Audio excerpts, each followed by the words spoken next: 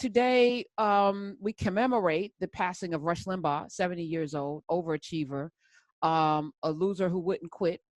After dropping out of college in 1971, he started his career in radio as a DJ at a top 40 station in McKeesport, Pennsylvania. He was compared then to an early Don Imus, they thought. After just 18 months, though, he was fired from the station due to, quote, personality conflicts that he had with the program director there. He then started a nighttime position at WQV in Pittsburgh, Pennsylvania. He was fired from that position. He was told by the station manager he would never succeed as an on-air personality. Maybe he should do sales. You're more of a salesman than you are a deliverer of news. 1975, he began an afternoon show at a top 40 station called KUDL in Kansas City, Missouri. He was actually born in Missouri in Cape Girardeau. I don't know where that is exactly in Missouri, but I'm sure it's probably near Kansas City. Southeast Missouri. Oh, that's right. St. Louis. I forgot I had a Missourian. Do you call yourselves Mizzous? What are y'all? We do not call ourselves Mizzous, Karen Hunt. Jesus Christ. You're such a, do you call yourselves New Jerseyite? What are y'all? New Jerseyan? Yeah, I don't care. Jerseys, Jerseyans. Missourians. Okay, Missouri. Yeah. All right. So you know where Cape Girardeau is? Girardeau, yeah. Southeast Missouri State University is there. Okay. Yeah, shout out to SEMO. All right. Well, that's where he was born. But in Kansas City, he hosted this weekend show, a weekend public affairs talk program where he developed this bombastic, racist, acerbic style. But he was fired from that job, too, in 1977. He started an evening show in Kansas City, but that lasted only a few weeks. He was fired from that job, too. And in 1977, he was let go from a station there, but stayed in Kansas City to start an evening show at KFIX or KFIX, and that was also short-lived. He had disagreements with management, and that led to his dismissal. In 1983, he returned to radio, and he landed again in Kansas City, KMBZ AM, and he decided to drop it. And during all of this time, he had a pseudonym he was operating under. He had a nom de plume, and he decided to use his real name, Rush Limbaugh, but he was fired from that one as well. But weeks later, he ended up in Sacramento, California, replacing Morton Downey Jr.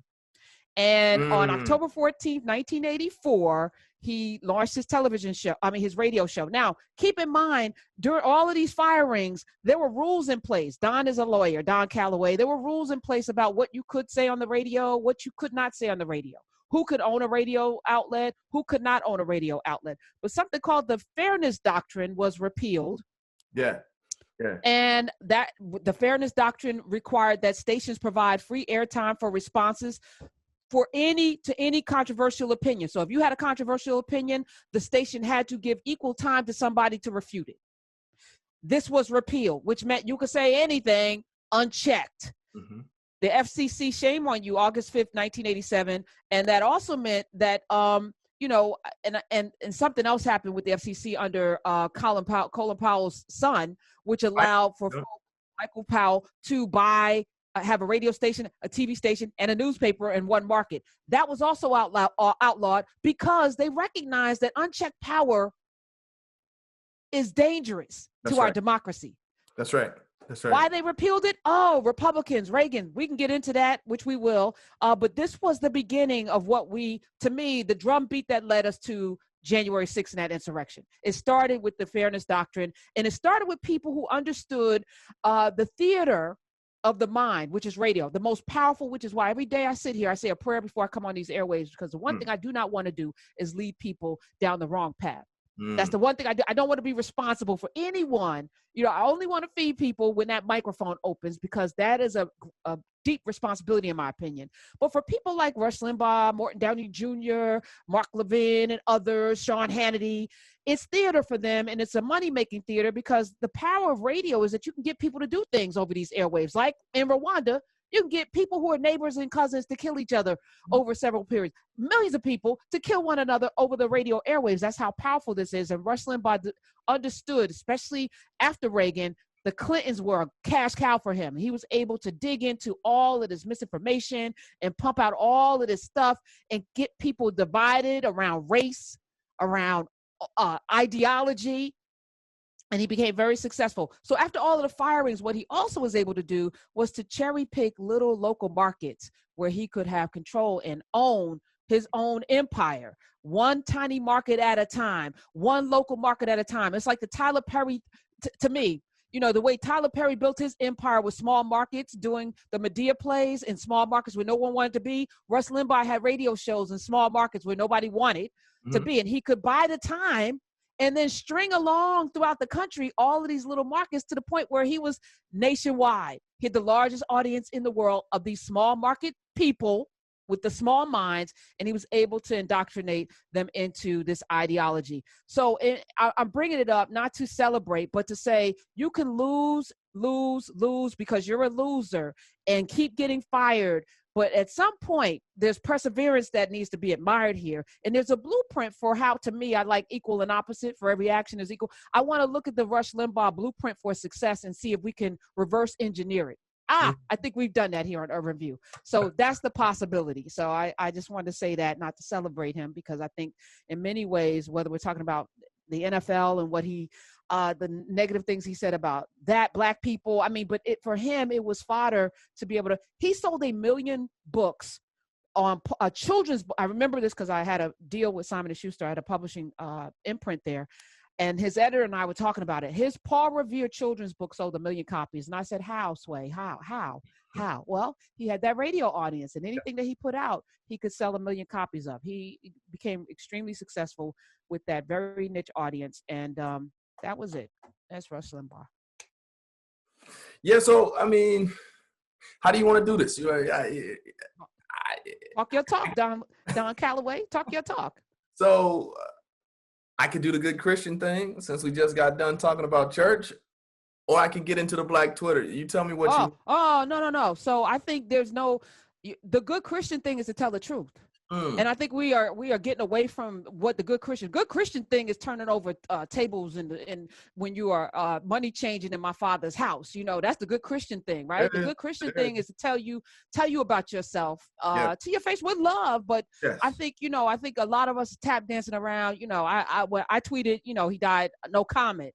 I'm not gonna, I'm not celebrating anybody's death. We're all gonna make our passage that way. So no one's happy that someone has left this earth, per se, but we must acknowledge the things that were done in his time here on this earth, that dash between his birth and his death, to me, use it as a cautionary tale, but also a reminder. History is about remembering what happened so that we either can repeat it or not repeat it. Yeah. So I think if I wanted to do the polite thing, you could just say, hey, if you don't have anything good to say about somebody, particularly after they pass, you don't say anything at all. So I'll just be quiet, right? But I don't want to do that. So let's get into it. So I think that not only do I not have anything good to say about Rush Limbaugh, there is a lot that you can say that's negative about him, but I feel good speaking on it because it's all true. Rush Limbaugh, perhaps there are lessons to be learned and examples to be taken from how you talk about, he used the media of the day, which was the radio airwaves, and he pulled together these tiny markets and made himself into a legitimate media mogul and a behemoth. There's that. But the reality is that Rush Limbaugh used that immense power for evil instead of for good. And if you think about, if you think about how big he was, it's even more shame on him because he could have made the world a better place with what he did, and he chose not to. Rush Limbaugh was a very rich man. At his wedding, Elton John performed. He was a drug addict. He had all of these cosmopolitan creature comforts that are often associated with the left. So he certainly knew that a lot of the hate and the nonsense and the BS and the vitriol he was spitting was not even the life that he was living, right? But he was willing to infect these people because he knew that they were vulnerable to and susceptible to a whole lot of hate, a whole lot of misinformation.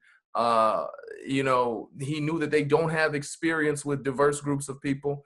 They don't have experience with women in leadership. That's why he could call women sluts and bees and all the stuff he did.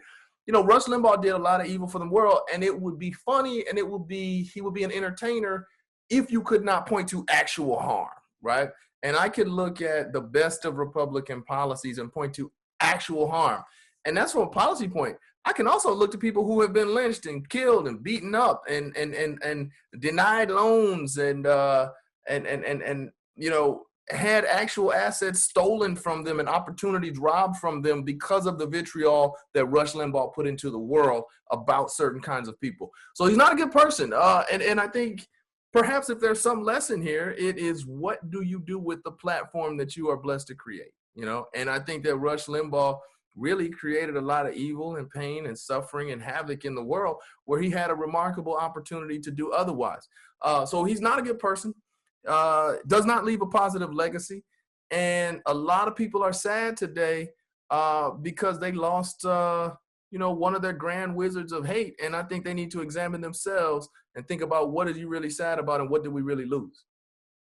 Listen, I also want to talk about policy because that's your bailiwick. The fairness doctrine, the FCC allowing for people like Rupert Murdoch to own, you know, I think about the framers of the Constitution, you know, they put these things in, even if they were hypocritical, to kind of lend to the future what our ideals can be, what the possibilities are, right? And to allow politics to get in the way of not checking and balancing, because all this whole criminal enterprise is built on quote unquote checks and balances. It's why we have 3 branches of government. It's why the system was set up so that no one person could be, you know, the next king, you know, except when the Congress is corrupted and in cahoots with the executive branch, which then appointed all of the judicial branch and they're all in cahoots together. Here we are. But then we could pack the courts and reverse that, right? So there are all these different measures. Is there a way to put this genie back in the bottle in terms of the fairness doctrine? And as we move into, because I always want to look at, like, what can we learn? It's easy to sit here and tap dance on Rush Limbaugh. That's easy. But the next Rush Limbaugh is waiting. It might already be out there, you know, you know, Bill O'Reilly, blah, blah, blah, Sean Hannity, fucker Carlson, you know, he's out there. And they just gave him a promotion, and now the FCC or, you know, who's it? Google is in partnership now with Fox, and now he's creating more content. Who's there to check? Who's going to check them, boo? Who's going to check them? We need to have checks and balances. Well, I think in the absence of actual policy change, the immediate check is pressure upon advertisers who give money to these people, because that fuels hate. And we don't have to patronize corporations who spend millions of dollars on Fox News, who spend millions of dollars with Tucker Carlson, who is an absolute bigot in a really, really, really cheap Brooks Brothers suit. I went on Tucker Carlson's show 10, 15 times 3-4 years ago when I would do Fox News. And you know, he's not that smart. They're not smart. They're not intellects. They're not. So, I mean, you know, there were William F. Buckleys of the world and, you know, different people from a different era who would present arguments. George Will, right? Yeah. Who would present arguments for conservatism. At least you say, okay, well, he's a worthy adversary. You don't have that with Tucker Carlson. You didn't have that with Rush Limbaugh. These are just people spitting straight up vitriol. And Tucker tries to, you know, fashion it in this very buttoned up thing, but he's an absolute moron, you know, and I'll tell him to his face. But, you know, I think that so the first check is we the people. Stop supporting these folks who are giving money to the hate machine. And they're very easily identifiable every time there's a set of commercials, right?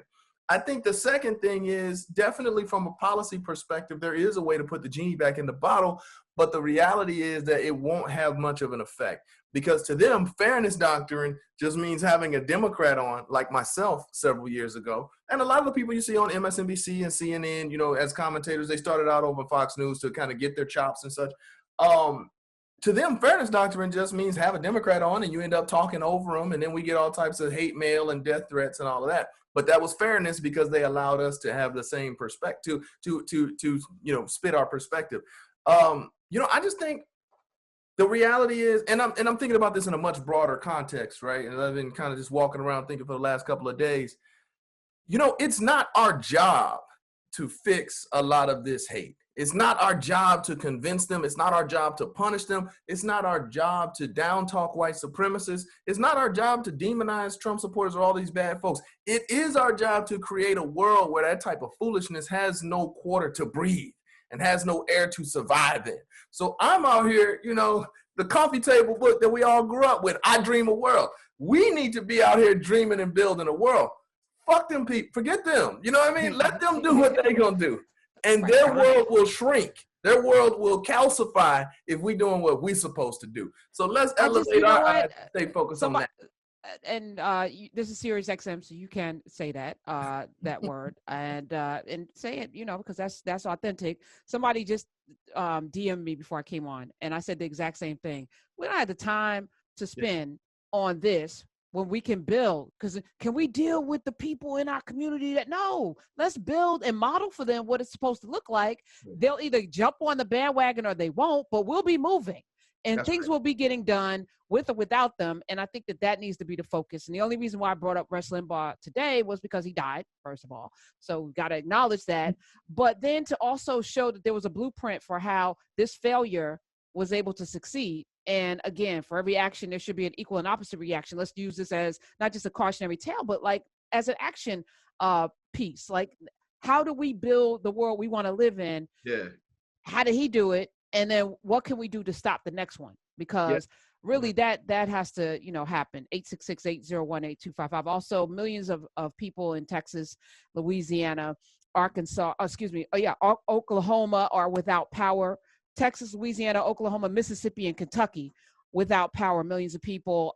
And Texas, man, off the chain. The mayor of Colorado City, Texas, announced his resignation yesterday after a viral video showed him berating his residents, calling them whiners, and lazy, and looking for handouts. Hello, dude, people without power, they're hungry, they don't have water, they're cold. Are you kidding me? And he went on, he said, the city, the county, along with power providers and any other service owes you nothing. Yeah. Only the strong will survive and the weak will perish. Yeah. And he went on. Well, he had to resign because elections have consequences. Y'all, everyone who voted for Ted Cruz, everyone out there, y'all had an opportunity to have Beto O'Rourke. You had an opportunity to have somebody who gave a damn about people. But no, y'all wanted to double down on your hate. And now y'all, and I'm not saying, you know, for people who are suffering, you know, we suffer because of fools, right? We suffer because of the people among us who are just damn ignorant. And it pisses me off that there are folks suffering today. 26 deaths. Yesterday was a couple. Today, 26 people have died because of this weather. And we also have to blame ourselves because this is climate related. This is global warming, human inspired global warming. The bottles, the plastic bottles, all of that carbon footprint, it's got to catch up. Well, yeah, we got to pay the piper. The piper is here with his hand out. So, yeah. So there is this world on the right in which everything, almost anything that we touch every day in the life of human endeavor, particularly here in America, is reduced to these really insane culture wars, right? So green policy or inclusive racial policy, it gets reduced to this, oh, this is Democrats' fault, and this is what they want, and this is what happens as a result. And therefore, if you want green policy or if you want environmental sustainability, that means the left is trying to take our fossil fuels and your job. No, we're trying to preserve a world, right? Like that's the simple reality of it. There's science here that suggests that, you know, fossil fuel is not sustainable. Now, that said, a Green New Deal, even if it were fully implemented and in place in Texas 10 years ago, that is not the reason this happened. The reason, well, of course, the reason this happened is because of, you know, just even take away global warming and just say it was an anomalous climate event, the once in 100 years where it snows in Houston, right? But you have to think about why Texas's almighty power grid failed. It failed because of deregulation. Actual policy, like you were talking about with the FCC, right, and taking away the fairness doctrine, it failed because of actual policy which disincentivized the weatherization of the power grid and machinery and actual stuff, right, the stuff that sustains us in Texas. Companies, utility companies, didn't have to prepare for moments like this. They did, which by the way means spending money. They didn't have to make the investments in the utilities to weatherize them, to winterize them, in the event of a 100-year storm. And they said, well, it only will happen every 100 years. So let's take this $1 million and build our yachts and our corporate parties, as opposed to weatherizing, winterizing our infrastructure. It'll only happen every once every 50 years. Well, say that to one of the 25 people who is dead, right? Or say that to one of the thousands of people whose lives have been irreparably altered because of this once every 50-year storm, right? And so most things, particularly disasters in this country, you can trace back to actual choices made, right? And actual opportunities where policymakers allowed corporations and major wealthy people to profiteer, right, over the interests of safety and sustainability. And that's what we have here. So you'll see Democrats, and I turned on Fox News just because, number one, I'm a masochist, and number two, I wanted to see what they had to say about this and why it was happening. And they have said this is because of Democrat policy, or imagine how bad it would have been if we only had wind and solar that doesn't work when the sun isn't here. Yeah, but that's not why this happened. This literally happened because Republicans throughout the 80s and Texas has been controlled by Republicans exclusively since 2003, right? And they have made decisions that utility companies and private sector actors have not had to make the investments to prepare to keep people safe for, what's the Bible say? For such a time as this. And this is where we are. And there are human results to that. And here's where we are. It's very sad. Elections have consequences, especially when you vote against your own interests. 866-801-8255. Thank you, Smith. Let's head over to Brenda in Pennsylvania, where I hope everything's safe there. Hi, Brenda. Hi, how are you, Karen? Thanks Good. for taking my call. You're welcome. I was just telling your associate there, I was like, you have such good content. Why waste it on Rush Limbaugh? Were you not listening? I know you guys got to do what you got to do. No, it's not. I mean, I think I laid out a blueprint for not having another Rush Limbaugh, but also where the failures were and the things that we can learn from it. So it wasn't just, hey, Rush Limbaugh, blah, blah, blah. Right? Yeah, Hello? You're right. Thank you again for taking my call. You have a great day. You too. Listen, I get it. We get triggered by things, but there's always going to be, huh? I'm sorry. She didn't want that smoke. She didn't want to have to defend that position. I mean, but listen, I thought about it. He died, around, the news came about and I was like, I can't not talk about it, right? Yeah. So we have to talk about it. But then it's like, how do we talk about it? So I talked about it, telling you all of the failures that a person who dropped out of school, got fired from, it looks like 6 different jobs. Mm-hmm, mm-hmm. So to me, there's also in there, well, he didn't quit. Then he was like, I'm going to have my own ownership. There are people out there. Race is a big part of that too, right? Like Chris Rock always talks about Dr. King's dream. So he talks about, again, I'm a baseball guy. You know that by now. Baseball is not fully equitable until the mid-'70s, despite Jackie Robinson breaking the color barrier in 1947, winning the MVP in the World Series in 1949. It's not equitable until the 70s. Why? Because that's when you start seeing black baseball players who are not excellent, who are average, right?